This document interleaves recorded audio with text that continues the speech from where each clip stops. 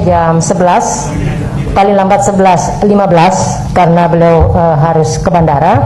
Oleh karena itu saya mohon untuk pertanyaan straight to the point. Silakan Prof.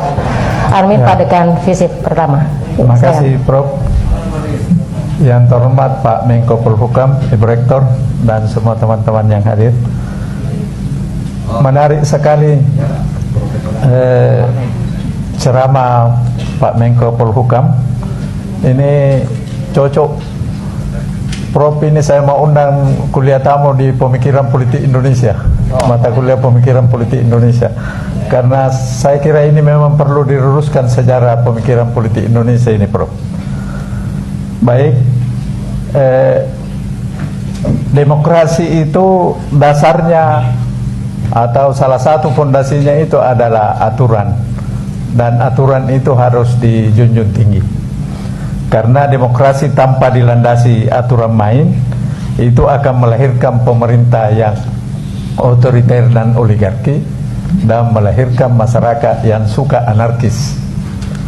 Jadi Indonesia ini prasyarat demokrasinya tidak dipenuhi, Pak, baru kita berdemokrasi. Karena prasyarat demokrasi itu minimal 4, itu equality, menghargai aturan main, bertoleransi terhadap perbedaan, dan kelas menengah yang kuat, ekonominya yang kuat. Nah, ditambah lagi pembuat aturan yang menurut J.J. Rousseau itu harus yang paling pintar di antara kamu, supaya dia bisa membuat aturan yang bisa mengantisipasi seluruh potensi kejahatan manusia sebelum manusia melakukan kejahatannya. Persoalannya pembuat aturan kita DPR, DPRD, DPR RI, syaratnya itu hanya tamatan SMA, Pak, termasuk Presiden Republik Indonesia tamatan SMA atau sederajat. Jadi syarat pendidikan yang merupakan saringan, itu saringan bocor, Pak, karena sampah juga bisa masuk, karena tamatan SMA atau sederajat itu bisa pakai A, pakai B, dan pakai C. Kalau itu yang menjadi anggota dewan berarti tidak pernah sekolah. Itulah yang dipercayakan membuat aturan main. Jadi kalau aturan yang dibuat itu buruk, bagaimana mesti dijunjung tinggi oleh masyarakat?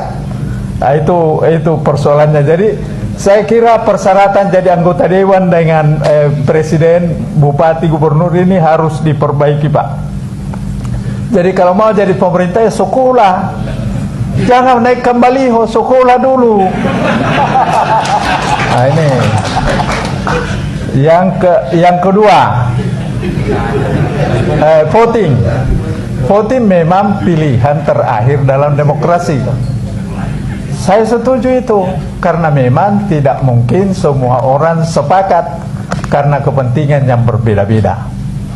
Persoalannya, apakah orang yang memvoting ini berangkat dari Pancasila, yaitu hikmah kebijaksanaan dalam permusyawaratan perwakilan? Karena banyak anggota DPR bukan hikmah kebijaksanaan, Pak, tapi hikmah keuangan. Baru bermusyawarah, akhirnya lahirlah aturan-aturan yang melahirkan diktator mayoritas. Mayoritas memaksakan kehendaknya kepada minoritas, dan minoritas harus tunduk dan patuh pada aturan yang dia tidak setujui. Karena itu salah satu ketidakadilan yang sangat vulgar dalam demokrasi adalah kita harus tunduk dan patuh pada peraturan yang kita tidak pernah ditanya apakah kau setuju dengan peraturan itu atau tidak. Itu ketidakadilan yang sangat vulgar yang tidak pernah diperhatikan oleh pemerintah. Nah, ini penting dijadikan sebagai bahan renungan kita bersama. Kemudian saya setuju.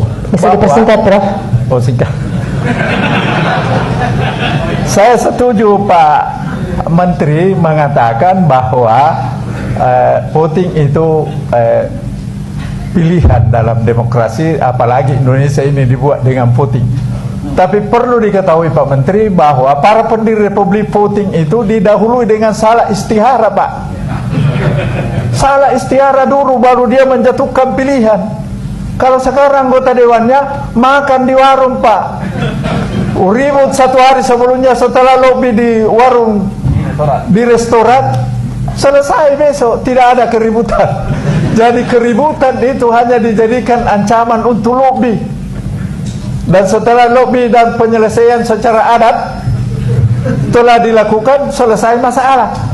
Padahal itu tidak menyelesaikan masalah. Itu saja karena saya dibatasi. Terima kasih. Wabillahi taufiq wal hidayah. Assalamualaikum warahmatullahi wabarakatuh. Terima kasih Prof. Armin. Nanti kita